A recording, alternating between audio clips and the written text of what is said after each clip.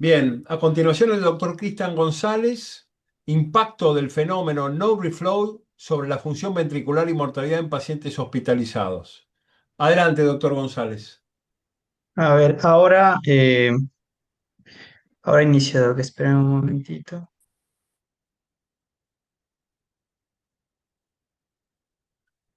Estamos viendo bien tu presentación, ¿sabes?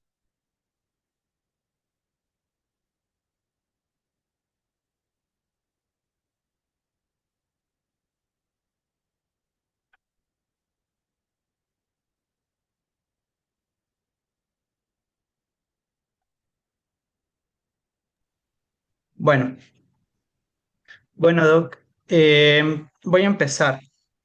El trabajo que hice es acerca del impacto del fenómeno no reflow sobre la función ventricular y la mortalidad en pacientes hospitalizados. Vamos a arrancar con una introducción.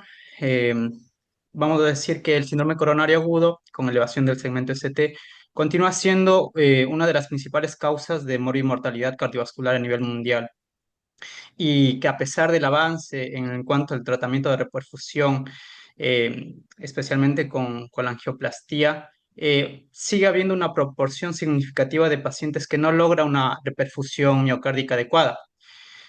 Uno de estos fenómenos justamente eh, es el fenómeno del no reflow, que representa un desafío y se define como la ausencia del flujo adecuado en la microcirculación coronaria tras la restauración de la permeabilidad epicárdica. Este fenómeno se caracteriza por la alteración de la reperfusión miocárdica a nivel microvascular, atribuidos a mecanismos como daño endotelial, obstrucción microvascular, etcétera. Su incidencia puede variar entre el 5 al 25% aproximadamente en pacientes que han sido sometidos a la intervención percutánea y se asocia consistentemente a un peor pronóstico clínico. Bien, el objetivo de esta revisión bibliográfica es analizar sobre el impacto que este fenómeno puede traer sobre la función ventricular, así como la mortalidad en pacientes que se encuentran especialmente hospitalizados. Bien. Arrancamos con, bueno, el objetivo general que ya lo mencioné, que es, bueno, evaluamos el impacto del fenómeno no reflow sobre la función ventricular y em, y la mortalidad en pacientes que han sido sometidos, ¿no?, a la intervención percutánea. Vamos a avanzar con objetivos más específicos, como analizamos la evidencia disponible sobre los mecanismos fisiopatológicos del fenómeno reflow y la relación con el daño miocárdico. Vamos a determinar la asociación entre el fenómeno y el deterioro de la función ventricular izquierda durante la hospitalización. Otro objetivo específico es examinar la relación entre la presencia de no reflow y el incremento de la mortalidad intrahospitalaria a corto plazo, así como vamos a describir factores de riesgo clínicos, angiográficos y procedimentales asociados al desarrollo de no reflow. Vamos a revisar también algunas estrategias terapéuticas propuestas para la prevención y el manejo del fenómeno, así como su posible impacto en el pronóstico. Bien, vamos a realizar la justificación del trabajo. ¿Por qué es importante o por qué tenemos que prestarle atención a este fenómeno? Y es que, bueno, el síndrome coronario representa una de las principales causas, como hablamos, de la morbimortalidad cardiovascular en el mundo. Y la angioplastía sigue siendo el tratamiento de elección para lograr la reperfusión. Sin embargo, a pesar del restablecimiento exitoso del flujo epicárdico, un gran porcentaje de pacientes desarrolla eh, este fenómeno, el fenómeno no flow, que se caracteriza por la ausencia de la perfusión microvascular adecuada, y este evento compromete la recuperación tisular y condiciona un peor desenlace clínico. Se asocia de manera consistente con mayor extensión de infarto, mayor incidencia de insuficiencia cardíaca y con esto un deterioro de la función ventricular, así como mayor mortalidad tanto intrahospitalaria como en el seguimiento. La etiología es multifactorial, ya que incluye el daño microvascular, la inflamación, obstrucción microembólica y una disfunción endotelial. Además que dificulta la prevención y el manejo, lo que lo convierte, como habíamos mencionado, en un desafío clínico. A pesar de los avances diagnósticos, terapéuticos, las estrategias actuales para mitigar este fenómeno siguen siendo limitadas los resultados para atenuar este fenómeno y sus consecuencias. Es por ello que es vital comprender el impacto real sobre la función ventricular y la supervivencia de la patología, ¿no? En este contexto, una revisión actualizada de la literatura es necesaria para integrar un conocimiento ya existente. Vamos a identificar algunos vacíos y algunas estrategias para identificar este fenómeno.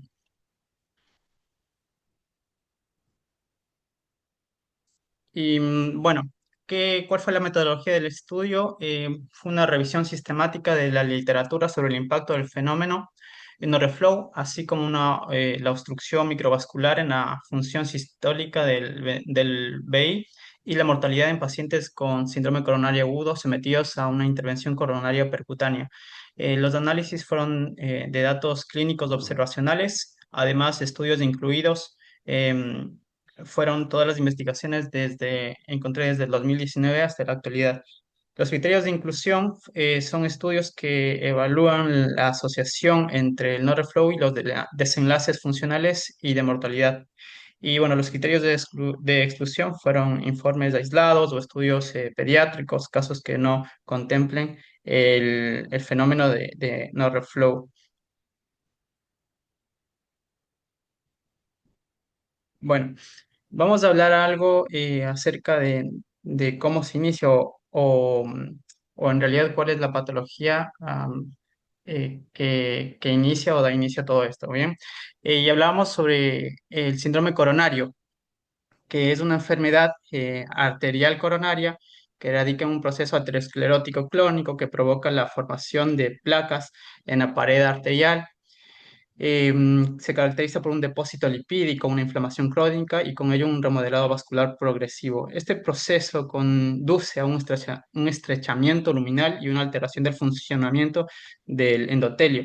Em, el síndrome coronario agudo en realidad se origina habitualmente por la ruptura o la o erosión de esta placa y una subconsecuente activación plaquetaria, la formación de un trombo y la oclusión parcial o total de la arteria coronaria.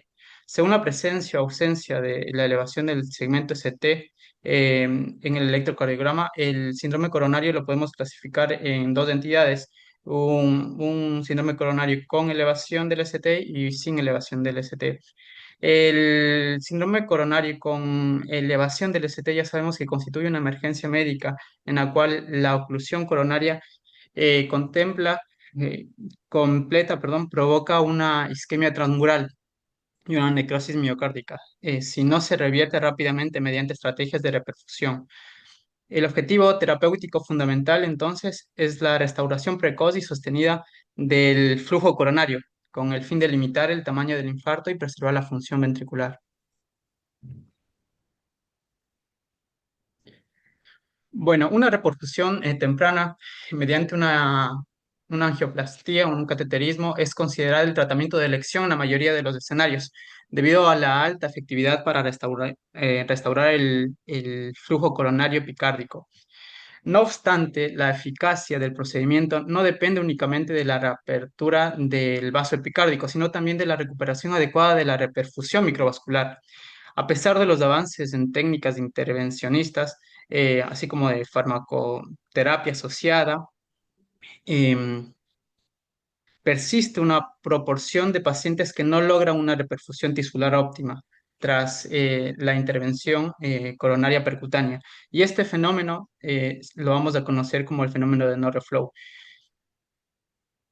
Por lo tanto, entonces, comprender la fisiopatología de la enfermedad aterosclerótica, y el síndrome coronario es importante para contextualizar la relevancia del no reflow y el impacto sobre la función ventricular y la mortalidad.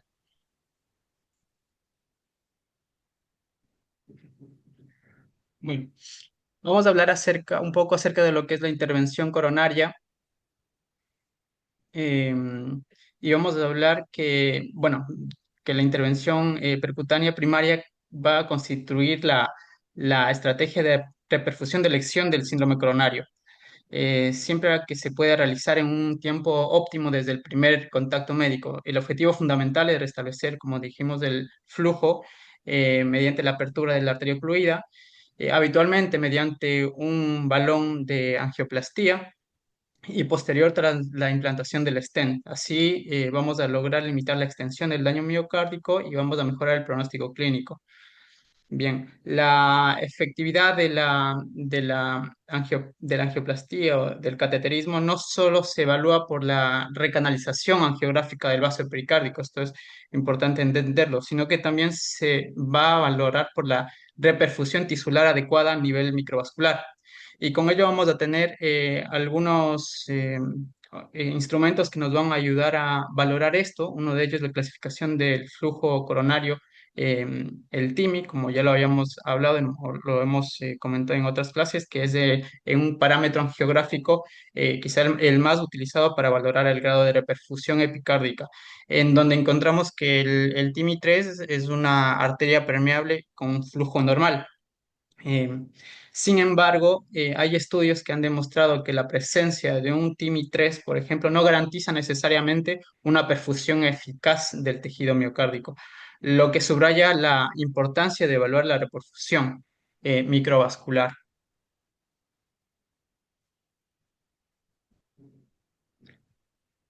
Y bueno, para este propósito de valorar, vamos a emplear herramientas adicionales como, por ejemplo, el Myocardial Blush Grade, que es, bueno, que es una escala que va a valorar el grado de reperfusión capilar y el lavado de contraste en el miocardio. Eh, un miocardial Blush grade bajo refleja un compromiso microvascular significativo, incluso en presencia de flujo epicárdico adecuado. Asimismo, utilizamos otras técnicas avanzadas como la resonancia o la cardioresonancia, que han permitido identificar con mayor precisión la obstrucción microvascular y el daño tisular asociado.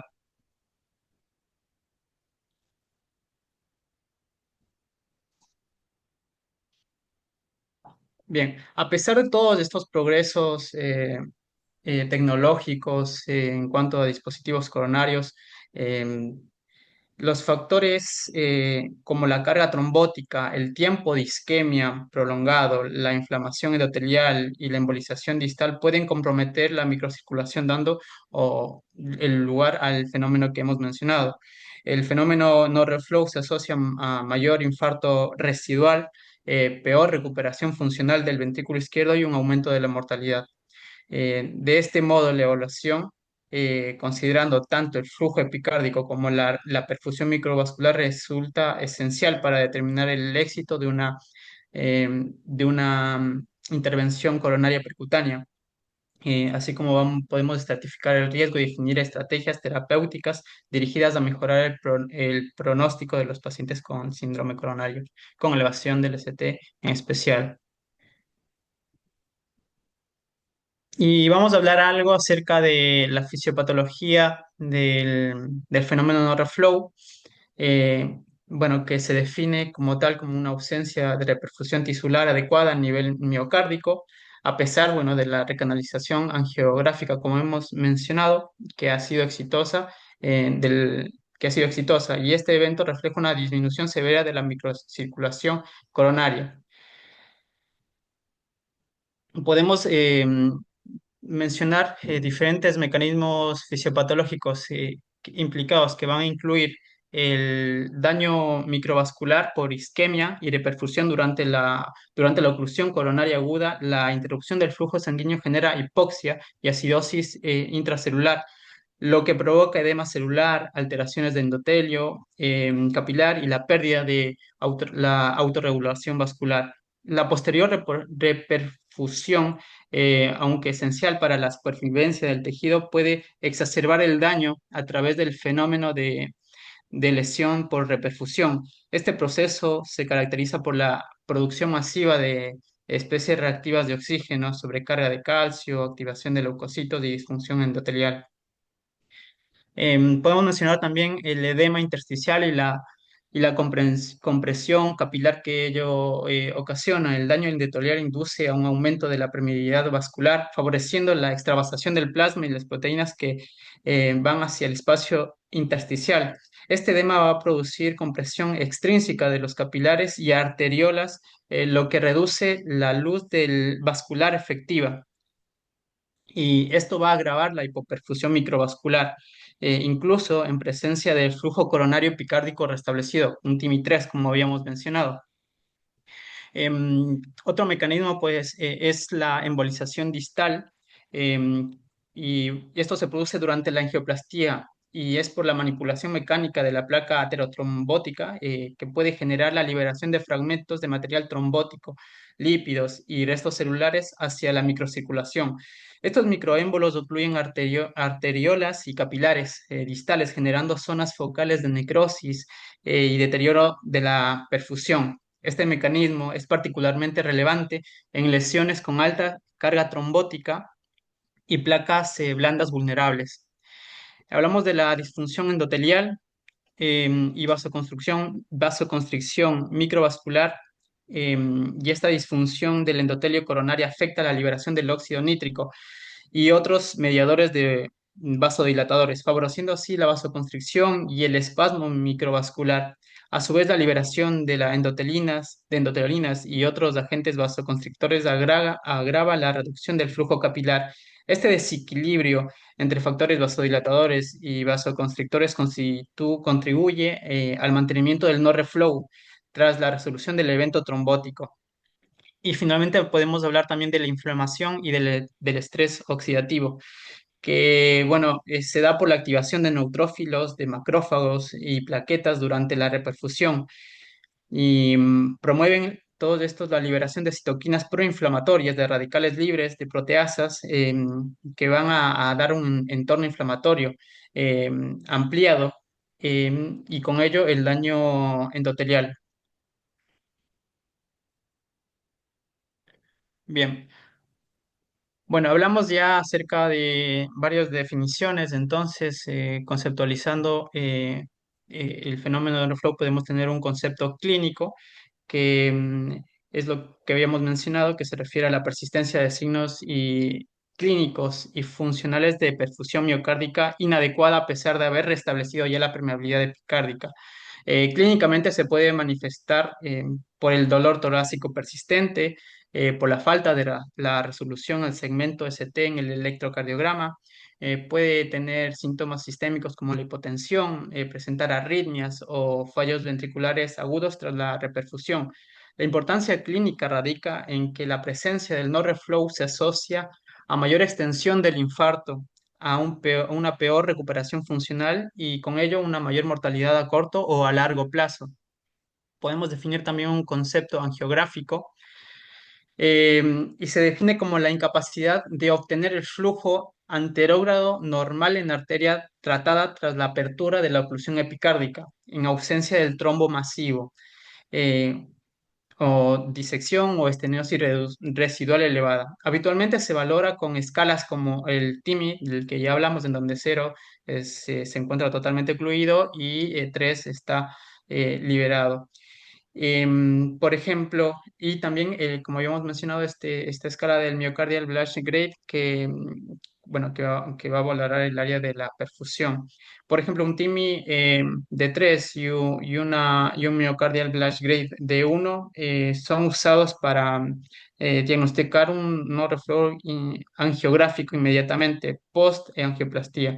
Algunos autores vamos, van a distinguir el no reflujo angiográfico eh, tardío o persistente en microvascular. Bien, y vamos a tener después un concepto fisiopatológico que fisiopatológicamente el no reflow refleja un daño en la en la microcirculación, causando múltiples mecanismos interrelacionados, así como podemos mencionar la embolización distal del material trombótico, un ateroma, o un ateroma, una placa de ateroma durante la reperfusión que ocluyen arteriolas o capilares. Bueno. em, Y podemos nosotros tener unas diferencias o mencionar unas diferencias entre lo que es un no reflow angiográfico versus un no reflow microvascular, porque no son o no quieren decir lo mismo. Un no reflow angiográfico mide el flujo epicárdico visible en la coronaria, y es una evaluación macro obtenida en la sala de hemodinamia, mientras que el no reflow microvascular se evalúa o va a evaluar la perfusión a nivel tisular. Se denomina mejor por técnicas de perfusión como el SPECT, como la cardiorresonancia, por ejemplo, y es posible observar un TIMI-3, que es un flujo epicárdico normal, em, con una perfusión disminuida, que se puede evidenciar por una cardiorresonancia. Y esto lo que pone en evidencia es una obstrucción microvascular. Bien, ambas se asocian con un peor pronóstico, pero la detección de la obstrucción microvascular por cardioreso se relaciona con mayor tamaño del infarto, con un remodelado ventricular asociado y con eventos cardiovasculares a mediano y a largo plazo. El no reflow angiográfico inmediato tiene un valor pronóstico agudo peor, o sea, más grave, mientras que la obstrucción vascular detectada por imágenes ofrece una información pronóstica, bien, acerca de lo que es el remodelado y bueno, algo mucho más de seguimiento. ¿Cuáles son los factores de riesgo que están asociados a este fenómeno? Y con esto podemos evidenciar factores de riesgo clínico, por ejemplo, pacientes con edad avanzada que se asocian con mayor rigidez vascular, con una disfunción endotelial marcada, pacientes diabéticos, esto es por la microangiopatía diabética, que produce engrosamiento de la membrana basal capilar, eh, que produce inflamación y disminución de la respuesta vasodilatadora dependientes del endotelio.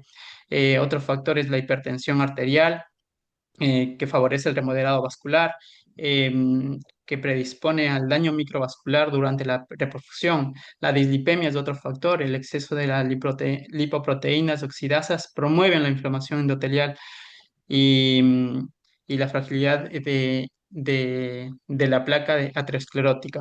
El tabaquismo es otro factor que induce a lo que es la vasoconstricción, al estrés oxidativo y la alteración de la función endotelial.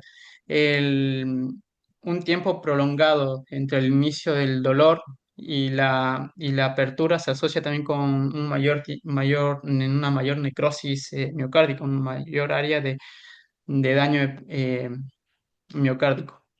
Bien, tenemos otros factores angiográficos. Por ejemplo, las características de la lesión también van a influir en la probabilidad de desarrollar el fenómeno.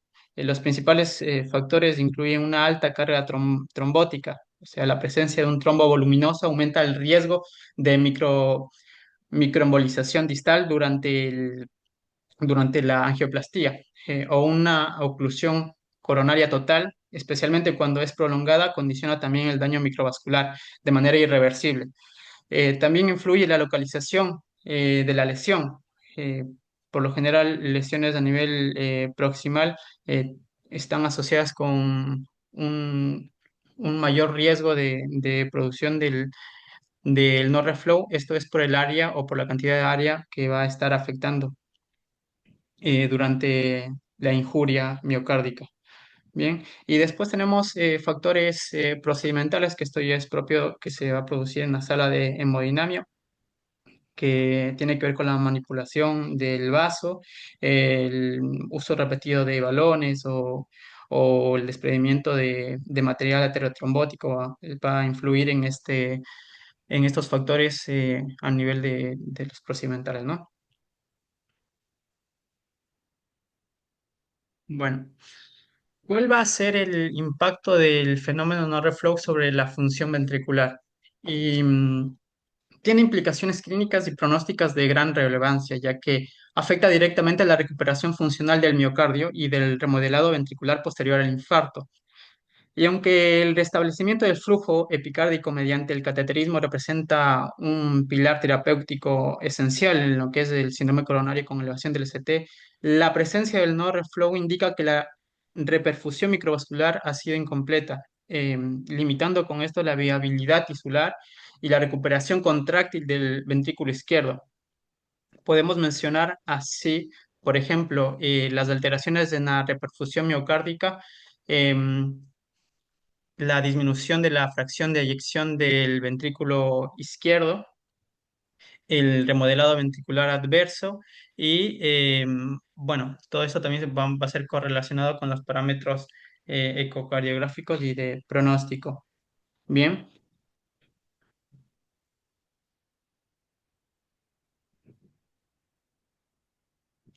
vamos a mencionar un estudio que logré rescatar. Es un estudio que se realizó en el 2010, que fue un seguimiento de de un pronóstico a 5 años de los pacientes que tuvieron un infarto con elevación, tuvieron después una angioplastía primaria y presentaron el fenómeno no reflow. Se trata de una población de un estudio de 1.400 pacientes, em, que le hicieron seguimiento a 5 años, y el resultado fue que hubo una mortalidad en aquellos pacientes mayor, de los que presentaron el fenómeno no reflow a los que no presentaron el fenómeno. Y esta mortalidad aumentó en comparación, hay un 18,2% versus un 9,5%. Em,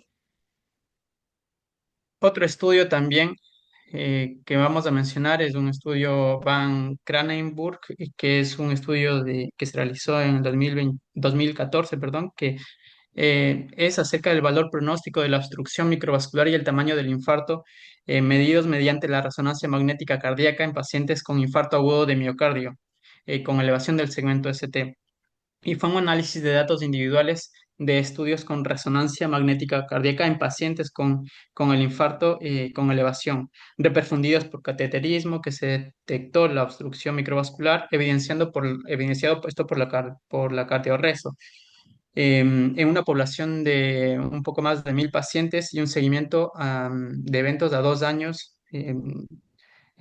Lo que determina que hubo eventos cardíacos adversos mayores y la mortalidad. El resultado principal determina que la obstrucción microvascular detectada por la cardiorreso, de forma independiente, o sea, es significativa.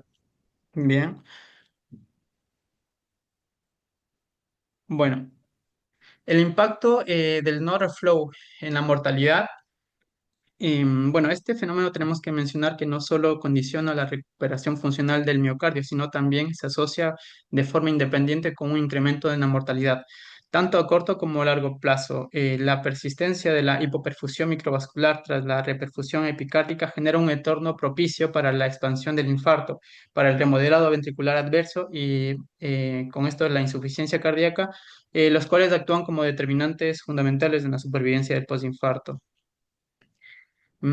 Tenemos una asociación con esto, de una mortalidad a corto plazo, en donde se ha demostrado con evidencia del no reflow representa una mayor mortalidad intrahospitalaria y a los 30 días. Este aumento del riesgo se relaciona con el mayor tamaño final del infarto, la menor fracción de eyección y mayor incidencia de arritmias ventriculares malignas en la fase aguda. Tasas de mortalidad intrahospitalaria que duplican o triplican las de los pacientes con reperfusión microvascular efectiva. Bien.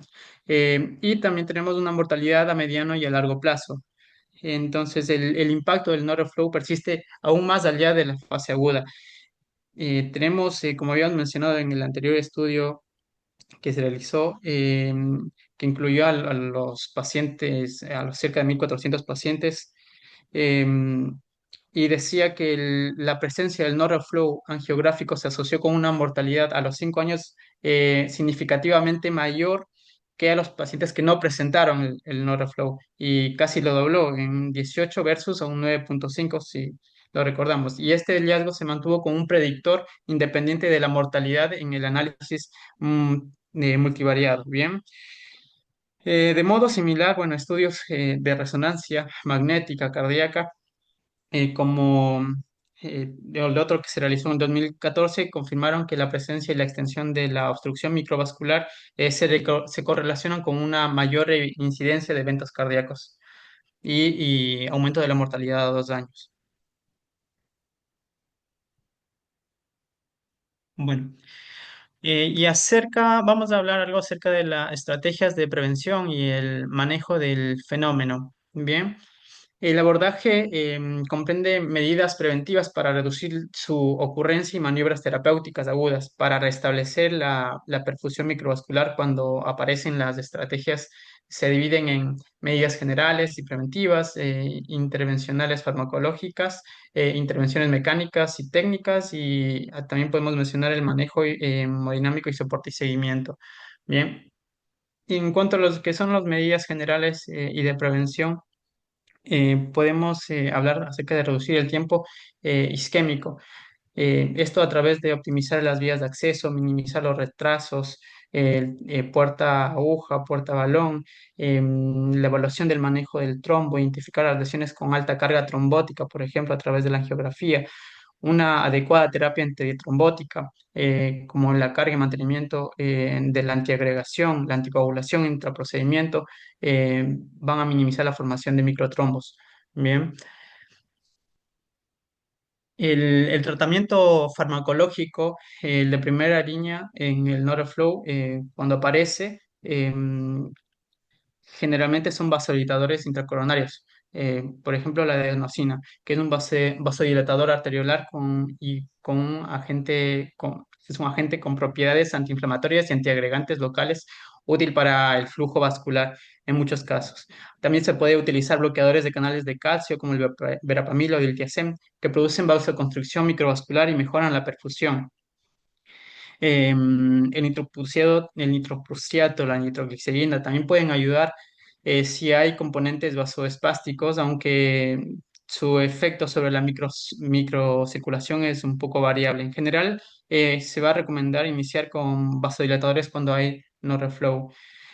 Agentes antiplaquetarios y antitrombóticos como el tirofán pueden ser también considerados como cuando la causa principal de la microtrombosis o la alta carga trombótica se ha demostrado, eh, y ha demostrado, bueno, que hay mejoría del flujo y con ello la reducción de los eventos, aunque su uso ha sido seleccionado por el riesgo, bueno, de alto riesgo hemorrágico.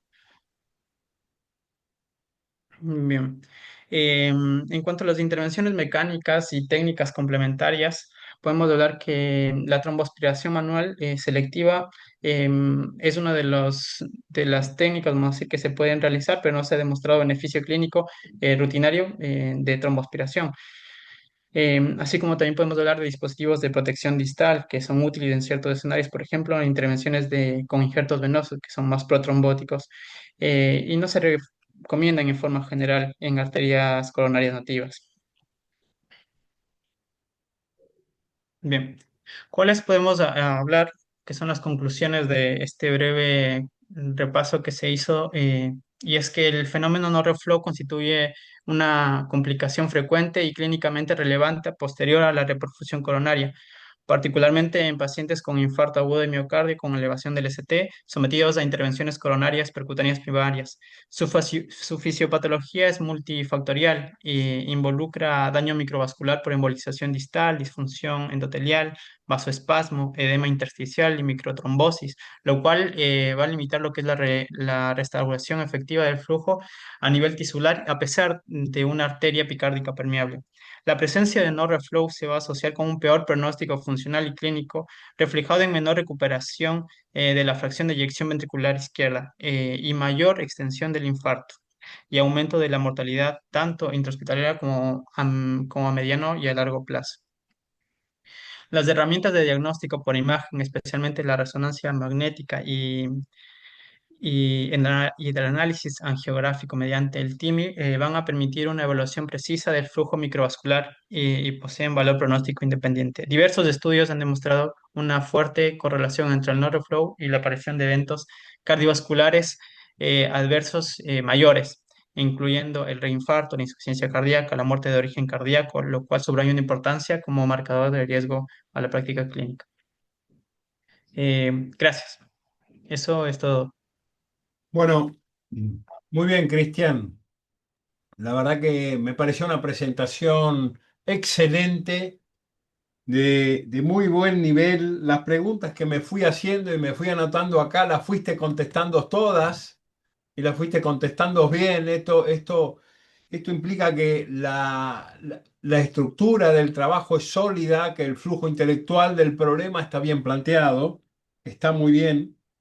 Eh, te invitaría a investigar sobre algunas estrategias preventivas del no reflow. Algunos hablan de las estatinas como normalizador de la función endotelial.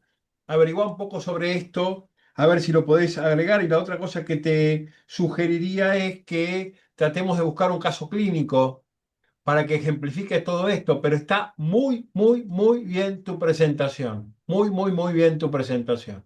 ¿Quién es tu tutor? Es el